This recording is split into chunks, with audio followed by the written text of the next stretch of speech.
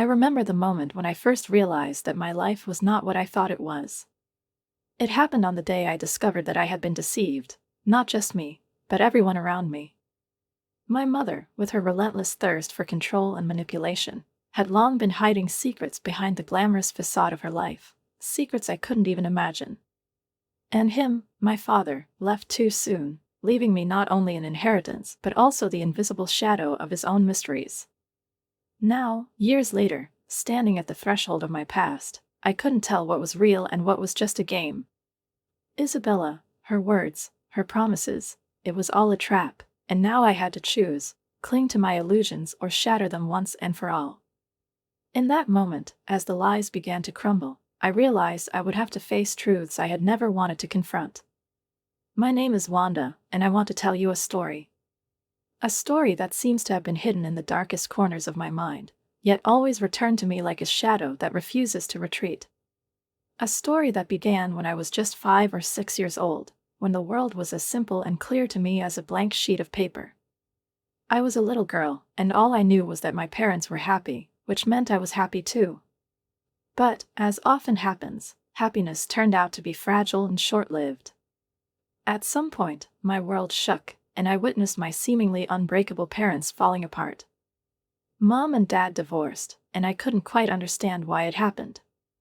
My father's name was Bertoldo, and my mother's, Isabella. Dad and I were always closer. He was calm and balanced, someone you could sit with in silence and simply be. Mom, on the other hand. Mom was fiery, passionate, her character often feeling mysterious and unreachable to me. I remember one day when Dad came home, filled with emotion, his eyes sparkling with the excitement of someone striving for success. He was so proud of himself because he had finally gotten a promotion at work. At that moment, it seemed as if the entire world had opened up new horizons for him. I sat nearby, listening to him struggle to contain his smile as he spoke of the long road he had traveled to get there. He was happy, proud of himself, and his voice carried the tone of someone who had won an important battle. But Mom just looked at him, and in her gaze, I felt something alien, something icy. She didn't congratulate him, didn't share in his joy. Instead, she simply said, "Well, finally, you've gotten a real job." And in that moment, everything changed. I saw the light in my father's eyes dim, as if someone had taken away all his joy. His smile disappeared, and I realized that something vital had left their relationship. He looked like a man who had suddenly understood that all his efforts had never truly mattered. He seemed deflated. Mom just walked into another room, leaving Dad standing in the doorway, unsure of what to do. Looking back, I don't blame him. Now that I'm an adult, I understand that his departure was logical, that it was the only possible solution. But at that moment, it felt like my entire world was falling apart, like everything I had ever known had suddenly evaporated. I could sense the inevitability in the air, as if there was no turning back. Mom, perhaps, realized in that moment that she could now do something for herself. She had long stopped believing in romantic hopes of rekindling her relationship with Dad, and it seems that was when a new plan began to form in her mind. She adapted quickly to the new life. Isabella was a smart woman with a strong character, and if anyone could handle adversity, it was her. Soon, she began to see that being a single mother could bring her benefits and support from the state. Mom made no secret of the fact that this was an opportunity for her. She often spoke of it to her boss, emphasizing how hard it was to raise me on her own. And though she tried to conceal it, I always felt a hidden bitterness in her words, a yearning for something more, something she couldn't achieve in that marriage. I often thought back to that moment when everything changed. It seemed like nothing extraordinary had happened, but everything had collapsed in an instant. Mom could never forgive Dad, and he couldn't forgive himself.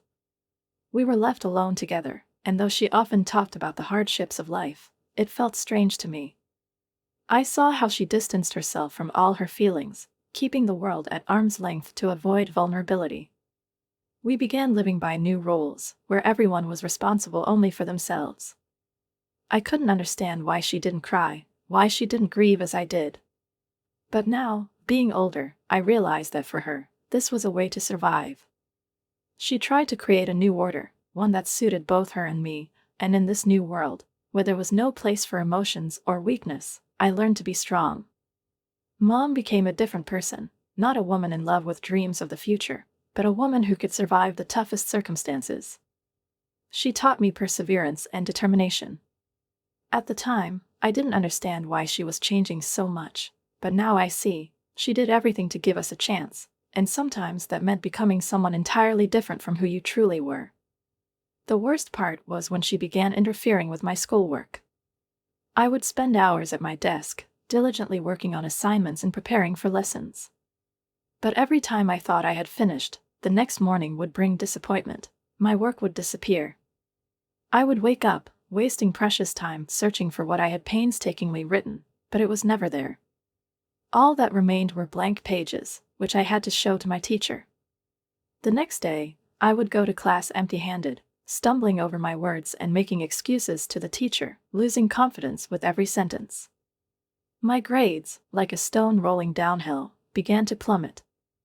The teachers didn't understand what was happening and started giving me extensions, but even that didn't solve the problem. I was overwhelmed with anxiety as I flipped through the diary entries, trying to figure out how all of this could have happened. In my eyes, the world seemed increasingly alien, and I felt more and more that there was no one who could understand me. Alvise, my mother's husband, always remained inattentive. He was absorbed in his work, which, of course, irritated me. When he wasn't busy with something important, his attention was solely focused on my mother. He always looked at her with such admiration, as if she were the meaning of his life, and it irritated me even more. Mom would smile, joke around with him, playing the role of the adoring wife, as if he were the most important person in the world to her. Alvise, darling, you work so hard, she would say, gently massaging his shoulders. You deserve to relax. It sounded so fake that I could hardly keep myself from shouting. But apparently, his heart was not tuned to any doubts. He took every word of hers with joy, as if she were a goddess bestowing him with rest. And then, smiling at her, completely absorbed in her attention, he would reply, "What would I do without you, Isabella?" In those moments, it seemed like his eyes saw nothing but her face, and my own world was completely invisible to him. And then, just when I thought things couldn't get worse, Mom told me she was pregnant. At that moment, as if on cue, something new appeared in her eyes, something greedy. Alvise was on cloud 9. He literally glowed when he heard the news, and I watched as his gaze grew even softer and more submissive. He believed every word she said, not noticing how she was taking advantage of the situation. I looked into his eyes, trying to find even a hint of what I had once seen there. But his world was now completely consumed by her. Despite her joy, Mom decided that this had to be used to her advantage. Within a few days, she started deceiving the doctor, claiming that she needed a lot of rest and that pregnancy gave her special rights to relaxation. "It's worth it," she said, "the doctor says I need a lot of rest." And so, her habit of manipulating everyone around her became even more obvious.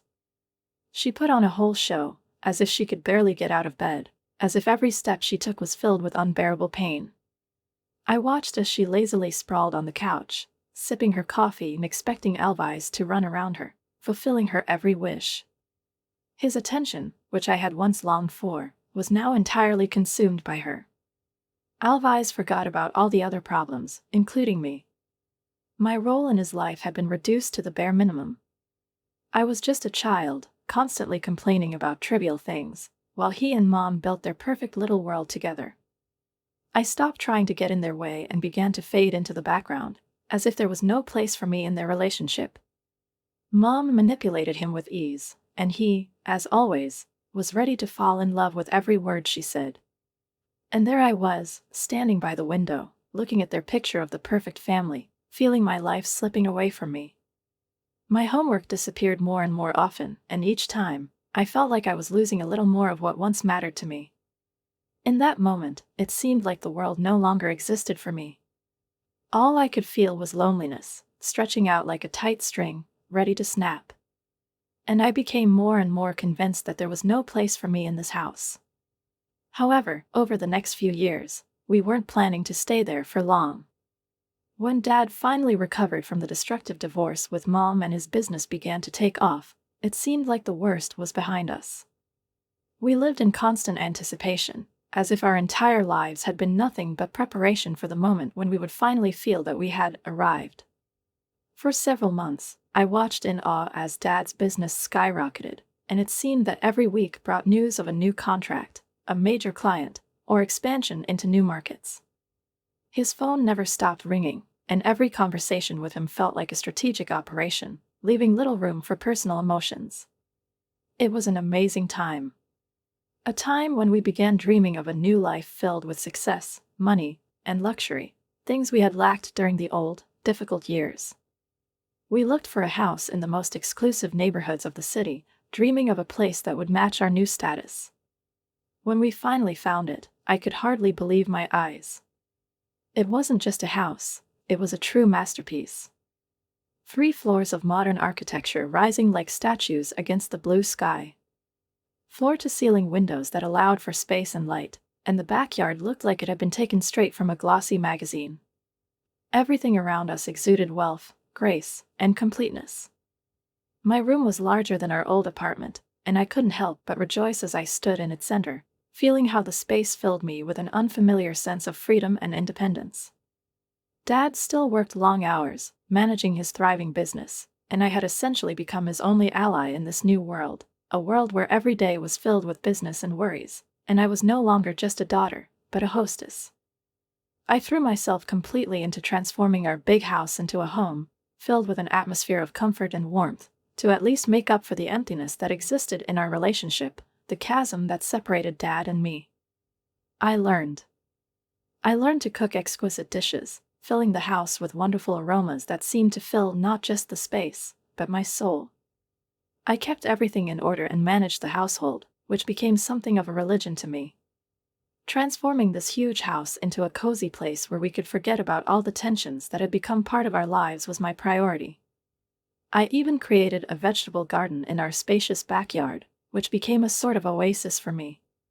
That garden was my personal project. I grew plants there that brought joy not only to me but also to Dad, though it didn't particularly interest him. What mattered was that it allowed me to feel that I controlled something in this vast, chaotic life. Months went by, and I watched as my father's hard work continued to bear fruit. His work had become his life, and our home was its reflection. We lived in luxury, the kind we could never have dreamed of before, but despite that, it felt like every day the connection to what had once been important slipped further away.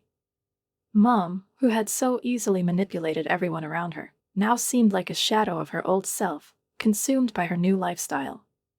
She continued to play the role of the perfect wife to Alvise, her new husband, but their relationship stirred no warm feelings in me. Alvise was his complete opposite, always absorbed in work, so absorbed that sometimes it felt like he didn't even notice me or Mom. In this new house, we were all like separate parts of one enormous machine, but still, we couldn't understand each other, despite the outward prosperity. My focus was now not on the relationships that could tear me apart, but on creating something of my own in this house, any small spark of warmth that I could hold in my hands. One evening, when I was helping him get to bed after an especially hard day, he turned to me with a serious look. His eyes, darkened with exhaustion, were glowing with some inner fire, as if he wanted to say something important to me, something that could change not only his fate but mine as well. I sat down beside him, listening to every word, waiting for him to speak. He exhaled slowly and, as though battling with himself, he said, "Wanda." His voice was barely louder than a whisper, but it carried such a tense worry that I couldn't help but listen. "I need you to promise me something." I nodded, unable to speak, the lump in my throat preventing me from saying a word. I waited, feeling time slow down, and my own thoughts seemed to turn transparent, vague, dissolving into a fog. "Promise me you will live your life, really live it. Don't let this." He paused, and I understood what he meant, even though he never finished his thought. I had long felt how his body and spirit were wearing out, how he was retreating more and more into himself, forgetting about his well-being more and more often for the sake of work, for the sake of us. But he couldn't directly tell me what he feared. I wanted to argue, to tell him that everything would be fine, that it would get better, that we would get through this, that I would be there. But we both knew that wasn't true. And despite all my efforts to appear strong, in that moment, I realized I couldn't lie to either him or myself. I squeezed his hand as tightly as I could and, looking into his dull eyes, I quietly said, "I promise, Dad." He looked at me in such a way that I felt his words, his hope, his last remaining strength, being passed to me. We sat there in silence for a few minutes, and that silence was full. It was filled with all that we hadn't said to each other, and all that we would never get the chance to. He simply nodded quietly and closed his eyes, while I continued holding his hand, feeling how, with each passing moment, his body grew heavier, as though it were losing the lightness with which he had once walked through life. 2 weeks later, he passed away. I was holding his hand when his heart stopped beating, when his last breath was quiet and soundless, just like everything we had experienced together. I whispered to him how much I loved him, how grateful I was for everything he had done for me. I couldn't say anything more, couldn't express all that was inside me. I just stood there, feeling his departure and realizing that this emptiness, which had filled the entire space, would never disappear. The next few days passed in a haze. Time lost its meaning, and I went through everything: the funeral, all the inevitable but foreign details, organizing the funeral, choosing the casket, picking the flowers, writing the obituary. All of this seemed strange, distant, unreal. I couldn't understand how people could be involved in such things, how they could be so cold and practical while their insides were torn apart.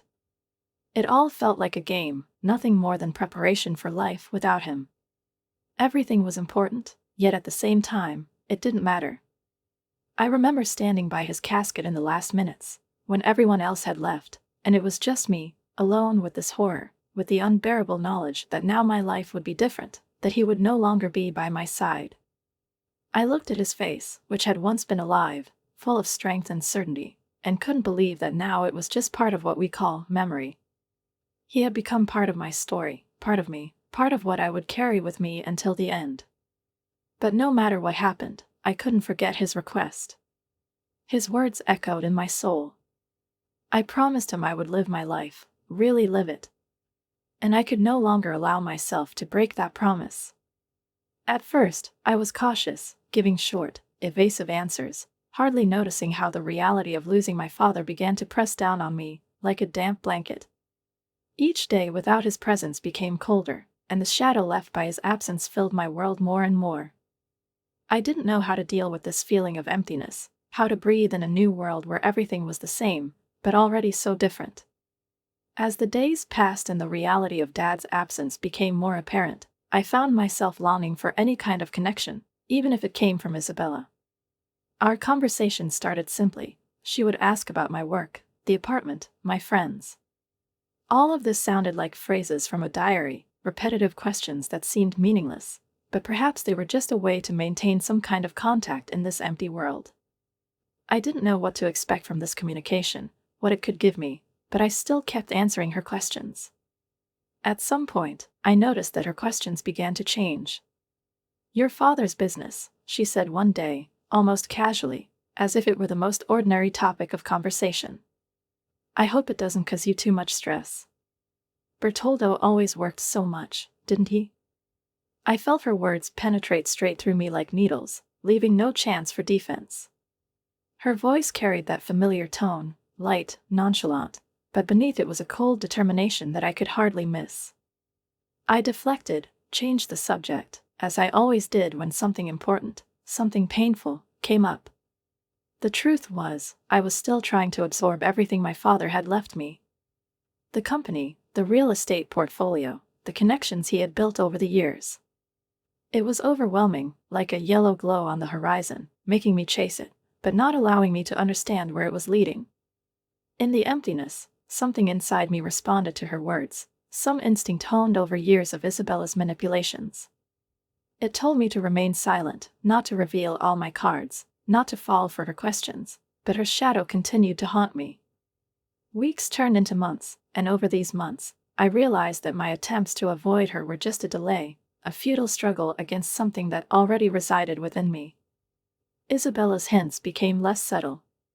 She no longer tried to hide her true intentions, and now I could feel them with every word she spoke, with every glance. Everything started to become so obvious. One day, during one of her calls, when she asked again how I was doing, she suddenly shifted to a different topic. Akil is looking at colleges, she said with such interest that it couldn't possibly be accidental. Oh, it's such an expensive pleasure. Tuition these days, of course, is no small matter. Are you managing, Wanda? I'm sure Bertolda left you everything you need for things like this. Her words were like a slippery hint I tried not to notice. But it was already too late to ignore them. She was talking about things that couldn't be left unspoken. About something I didn't have, something I didn't even know how to think about. College. Tuition. I felt everything around me blur and become smeared. Isabella wasn't just curious about my life, she was starting to invade it, questioning everything I had considered mine. It was as though she was trying to tear down the fragile world I had existed in to build her own on its ruins. And there was something especially heavy about it, not just because her words exposed her hidden interests, but because they revealed my own vulnerability. With each of her hints, I became more aware that I needed to change something to survive in this world where my every step left traces that she could so easily use. I didn't know what to do, how to react. Acknowledging her influence would mean admitting that she had the right to control my fate. But remaining completely silent meant losing the last vestiges of control. No matter what I did, I could no longer remain the same. Mom, I'm done, I said, feeling the words leave my mouth with difficulty. The pause that followed seemed eternal. On the other end of the line, there was silence, as though Isabella didn't know how to react to my cold, almost indifferent response. But then her voice changed. It became cold and hard as steel, and I felt those words pierce me, leaving no chance for defense. After everything we've done for you, you ungrateful little, __, she said it with such contempt that I almost had trouble breathing. How dare you turn your back on your family? I bitterly laughed. It was a laugh full of bitterness and disappointment. Family? You mean the mother who was so excited that I left the one who turned my childhood into hell? The one whose words and actions tore my soul apart. My own feelings, long buried beneath layers of pain and isolation, surged up, ripping through my inner fabric. My voice, though quiet, was filled with such rage that it seemed to tear through the silence of the room. The argument quickly escalated, and Isabella discarded all pretenses. All those kind, caring words she used to say to me vanished like smoke.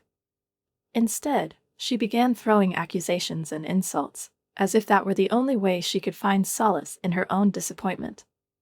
Finally, I couldn't stay silent any longer. Everything I had accumulated over the years, those endless minutes and hours when her cold words had insulted me, now burst out, like a flood breaking through a dam. You're just like your father. She spat the words with such fury that I felt every nerve inside me tighten. Selfish and heartless. Thank God for that. I parried, trying to keep my composure. Thank God he loved me. That was the truth, unlike her words, which had nothing to do with reality. She couldn't understand what I had lost when I lost him. She couldn't comprehend the destructive mark her husband had left, how he had worn him down, how his suffering from her manipulations had run so deep that he just couldn't take it anymore. The line was cut off. I stood there, shaking the phone, clutching it in my hand as if it were the only thing keeping me grounded. I could hardly breathe, feeling every cell in my body tense from the overwhelming sense of loss and emptiness.